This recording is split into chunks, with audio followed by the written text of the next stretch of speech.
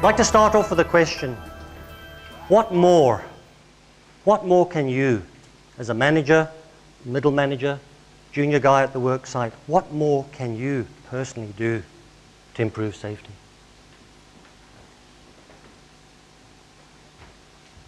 Even if you keep that question at the back of your mind every single day, what more can I do?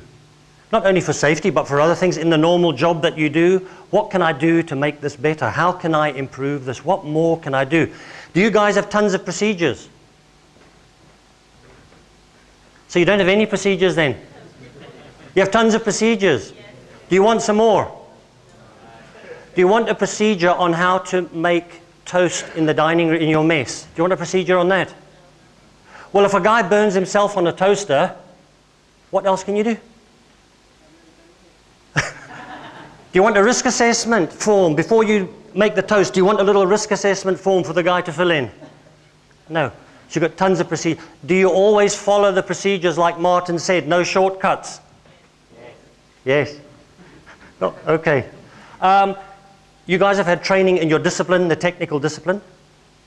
You've also had training in some kind of safety stuff, haven't you? Training in risk assessment, training in hazard observation, training in accident investigation. Okay, so you've got tons of training. Yes, agreed? Agreed? Yeah. Okay. Do you always follow the training? Yes. See, it's very straightforward. Yeah. Do you have good personal protective equipment? Yes. Yeah.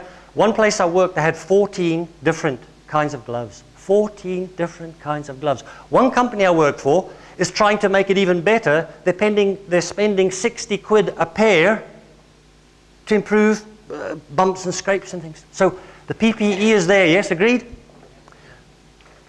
Do we always wear it? Come on, yeah. This room seems to be awake. Are you guys asleep or 10 o'clock? Okay, right. Training matrix is full. Are we reasonably intelligent people? This side, yes. This side? Remember in the olden days, 20 years ago, take a guy off the street, put him in some coveralls, stand there and dig that hole. Nowadays, before you even get on that work site, agreed? Induction, safety, absolutely wonderful training. So the people we've got have been trained well. So I'd like to start off. We are good, intelligent people. Are you not trying your best for safety? Yeah. Is not a senior manager, I mean, Martin took the time to do that DVD. He's walking the talk. He's taking the time to do this. Management have organized a day like this. They're paying me a few Cokes and Mars bars to give this talk. So, yeah, so we are good people. We're busting out. No one goes to work trying to get hurt, yeah? And we've got good people working for us. So this isn't a lecture about how bad we are and how unsafe we are. You've heard some stats you got from Anthony. We are good people. We are busting a gut for safety, and we're trying, yeah? Martin mentioned in his talk about looking after others. Are we not only concerned about, we're not concerned only about ourselves. If we see a guy doing something that's going to hurt him, we'll take action, yes? Yes. Okay, good. Absolutely. Thank you. Hey. Why then? What is it? Why are we, if we've got all this in place, if we've got all the procedures, all the PPE, good people, good training, good intelligence, why are we still getting hurt? How can it be possible that after doing all this, after trying as hard as we can, we still get hurt? Any clues? Complacency could be... Sorry? Tiredness. Tiredness could be... Complacency, tiredness. Summarizing all these phrases, we're human beings. We are human beings. We're fallible, yeah? So that's where this behavioral safety comes in. You've got everything in place. We are trying as hard as we can, but as human beings, certain things happen to us in our thinking and the way we kind of do things and we work things out that leads us into some traps. And that's what this behavioral stuff is about, and I hope to lead that through you today. I'm a senior man, I'm the vice president. I'm sure any senior manager here, do you agree, senior managers from all the companies, every person here has the right to stop a job. Senior managers, is that true?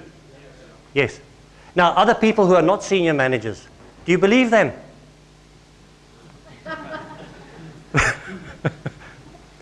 I'll show you why you don't, sorry, I'm assuming from your answer you don't believe. And I'll show you why. Now, if you've seen this before, could you just play along with it? But I'd like to show you a little experiment about belief. Could you raise your right hand like this in the air, please? A little bit higher than that. Come on, you've got some energy after that bacon roll. Can you make a round circle with your index finger and your thumb? It must be a nice circle, not an oval. Okay? And can you put it on your chin, just like this? On your chin. On your chin. On your chin, sir. Your chin. Yeah, that. Well, I just told you, chin. What's going on here? Do you see what happens with human beings? After the age of 10, we don't believe what anyone says anymore because we've been kicked so often that we know people don't say what they mean. If you don't believe I can stop a job whenever I choose and no one's going to bollock me, if you don't believe that, you're in deep trouble. Now, there's a message for safety leadership there, isn't there? Anything we are going to do that's going to hinder a guy stopping a job is going to counteract what we're saying. As human beings, we watch. We wait to see what people will do. So from a leadership point of view, absolutely clear, if we don't go out and stop some jobs, this doesn't have as much impact. Okay? So belief is part of it. And I'll show you what happens. And this is a lesson in itself. If you're doing accident investigation, this might be helpful. A guy cut the tendons in his middle finger.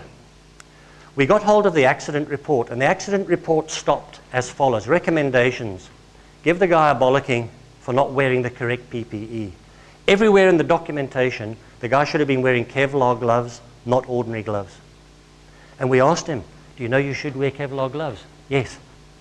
Oh, how do you know that? Well, we do this every Monday, and it's in the procedure because it's sharp stuff from taking off a truck. So why didn't you wear the Kevlar gloves then? See, procedure, not followed. Result, snap tendon. Why didn't you do this? Oh, there were no Kevlar gloves in the storeroom. Now, that's not a surprise to us, yeah? There's always an antecedent. We just don't do things in isolation. Something caused me to act in a certain way. So we went to the storeman and we said, hey, on this date at this time, were there Kevlar gloves in the storeroom? No. Why not? Because the last idiot who took them didn't sign the book and we didn't order any more. So that's not a surprise to you either. Ordering system, planning, all that sort of stuff should be right, yes? Should be fixed. There shouldn't be a gap where a guy's in a position. So we went back to the gentleman, said, terribly sorry, you were right. There were no gloves in the storeroom. Now, this is about 15 years ago, yeah? So why didn't you stop the job? Everyone has the right to stop a job. No job is so important you can't take the time to do it safely. I'm the vice president. I've told you in our meetings you can stop the job anytime you like. So why didn't you stop the job? Oh, these guys need the metal off the truck to get on with their job. Well, couldn't you tell them to wait? Can't do that. Why not? Because they'll kick my butt. Isn't that dead simple? A good guy, being a good person, tries hard, he's stuck, he doesn't want to upset people, so he takes a little shortcut, takes a risk. And we had a good discussion with him about stopping the job. They could have got a forklift truck, all sorts of things, as long as he had the courage to stop the job. Why did you do what you knew you shouldn't have done? Isn't that crazy?